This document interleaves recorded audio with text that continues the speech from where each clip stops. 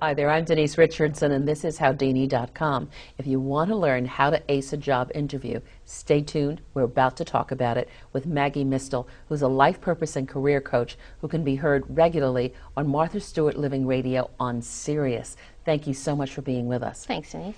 You show up, you're dressed properly, you walk into to meet the interview. What's the first thing you do when you walk in? I love to smile.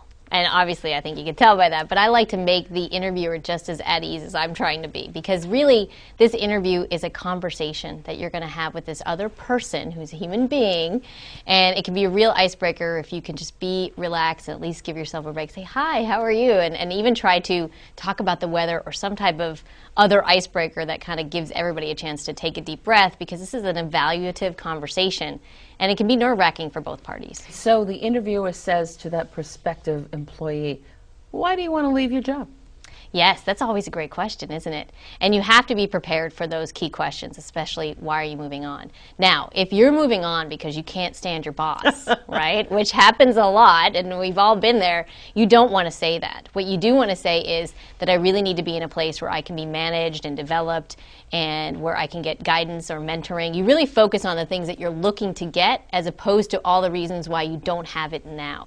You know, there are some people who walk into that interview and they walk in a little defensively and because they really need a job, and they hear the words, you're overqualified, and they're willing to take a job and do their best at it. How do you handle you're overqualified? You can say things like, well, I've really thought about that, and if I were in your shoes, I'd be asking the same question. And when I think about it, I can tell you for a fact, I'm looking to downshift.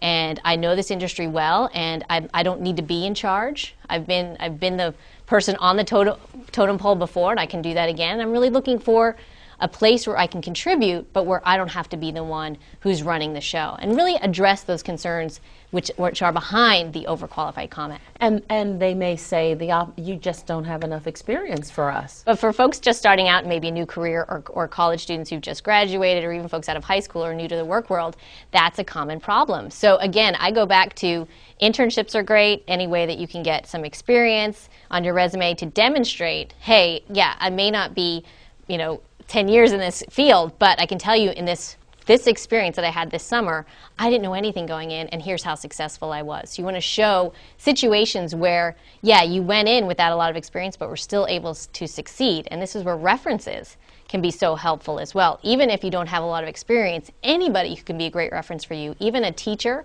or a professor, or even someone that you volunteered for who can attest to your ability to learn quickly and perform well, can be a great asset. We really like you. How much money are you looking for? It's such a trick question. It is. And for that question, you definitely want to do your homework. This is one of the best uses for the internet. Salary.com, Indeed.com, Monster, Hot Jobs, a lot of them have salary calculators associated with them now. So you can look up the job title in your geographic area and get the range of salaries for that position and find where you would fit based on your level of experience. Briefly, if the interviewer hasn't brought up the word salary, should you? Not right away. In the initial conversation, you want to get to know whether or not this job even is a good fit. And I always tell people, become the superstar to this person first. And then you're in a much better place to negotiate salary. And they may even pay more for you because they're like, wow, we can't let Denise go. She's such a fabulous candidate. We were only going to pay this much, but now that we found Denise, we're willing to do more. Healthcare, flex time, vacation time.